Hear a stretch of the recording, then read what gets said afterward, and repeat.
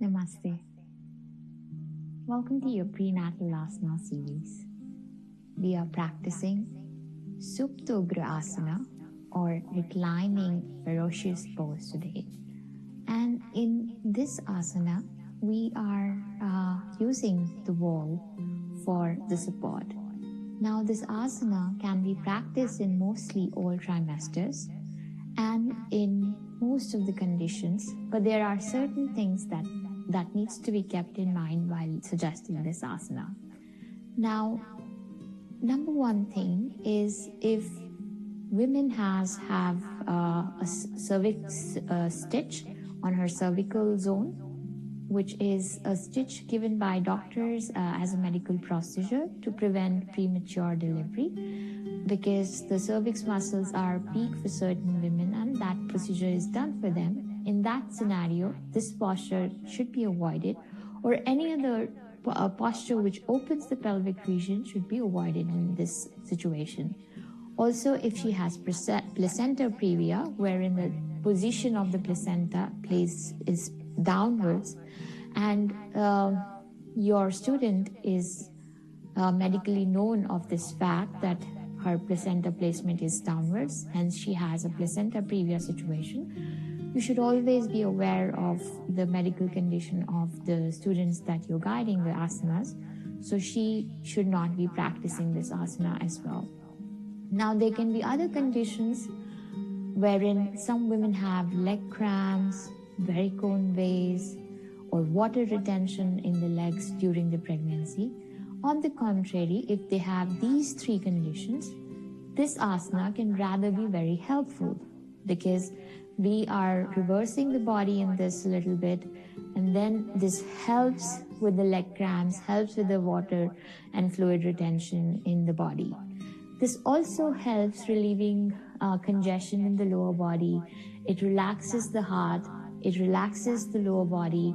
It also gives a sense of calmness to the complete body, because the body can relax upside down a little bit in this posture. And relieving the lower back bit also is one of the another benefits of this asana. It also opens up the pelvic area, which is helpful in relieving any pelvic discomfort. But at the same time, if the woman has any medically proven or told pelvic pain, then she should not be practicing this, because that pain can be because of various reasons, where there are reasons where the bone, pelvic bone, is having congestion with the lower spine bone. So in that case, that is a joint pain, and then in that case we do not suggest any pelvic only opening asana.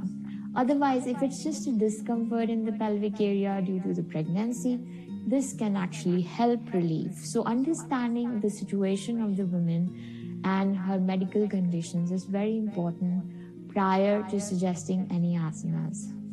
So the way we practice this one is we take the support of the wall,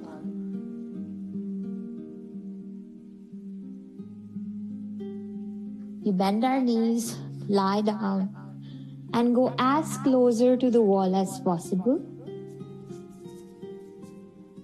and then raise our legs upwards. After once you've come here, if one feels like, one can shift a little bit more towards the wall and try to place the legs as much as closer to the wall. Spread them wide, as much as is comfort zone of the individual woman.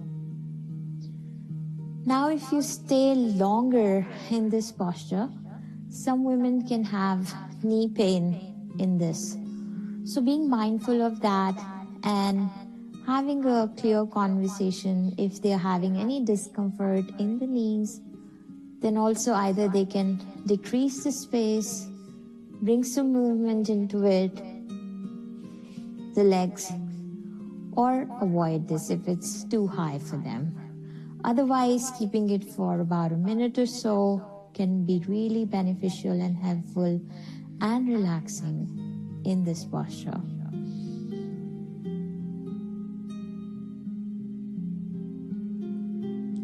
It's important to remember that when you're coming into any Suptasana, any wall posture, or any posture, this posture you can even do with other support also.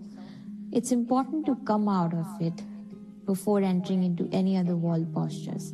Sometimes while guiding a session, we do it in continuation. For pregnant women, doing asanas one after one is not suggestive. So it's always go into one asana, come out of it, and allow her some time to breathe in and then enter into another one. So releasing the legs gently one by one, coming to one side, tilting to one side, getting up, and then coming back to the sitting position. This asana is really helpful in relaxing, in relieving back pain as well, and also prepares the body for squatting asanas or anywhere where you have to open the pelvic region. If her pelvic area is not prepared for further asanas, you can help her with this and ease a lot of her strain on the pelvic area. The second thing is that there are cases where she already has water retention in the body or in the legs. That is helpful to relieve that.